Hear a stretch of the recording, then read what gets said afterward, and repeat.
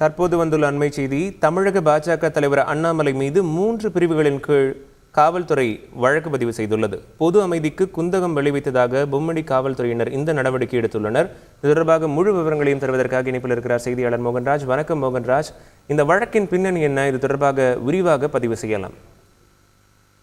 தருமபுரி மாவட்டம் பாப்பரெட்டிப்பட்டி பகுதியில் தமிழக பாஜக தலைவர் அண்ணாமலை நேற்று முன்தினம், அதாவது 8ஆம் தேதி அன்று என் மண் என் மக்கள் தலைப்பில் நடைபயணம் மேற்கொண்டார். அதற்கு முன்னதாக பொம்படி அருகே உள்ள பள்ளிப்பட்டியில் லூர்து அன்னை ஆலயத்தில் உள்ள மாதா சிலைக்கு மாலை அணிவிப்பதற்காக ஆலயத்துக்குள் சென்றார்.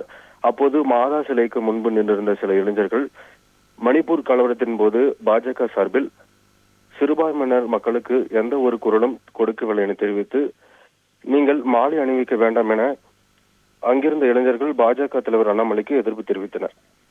அதன் பிறகு மணிப்பூர் விவகாரம் குறித்து அந்த இளைஞர்களுக்கு விவரித்த அண்ணாமலை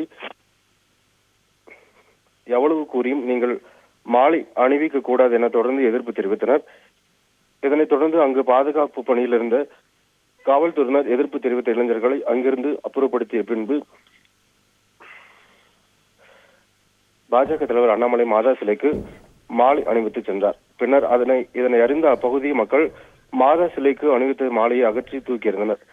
இதன் காரணமாக அப்பகுதியில் சிறிது நேரம் பரபரப்பு ஏற்பட்டது.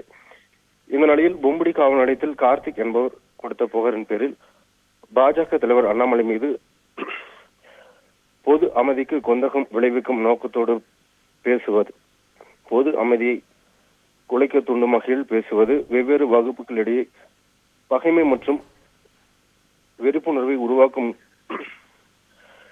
நோக்குடன் பேசுவது என உள்ளிட்ட 3 பிரிவின் கீழ் இன்று அண்ணாமலை மீது பொம்மடி போலீசார் வழக்கு பதிவு செய்துள்ளனர்.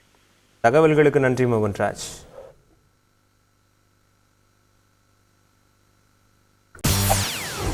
செய்திகளை உடனுக்குடன் தெரிந்து கொள்ள உடனே சப்ஸ்கிரைப் பண்ணுங்க.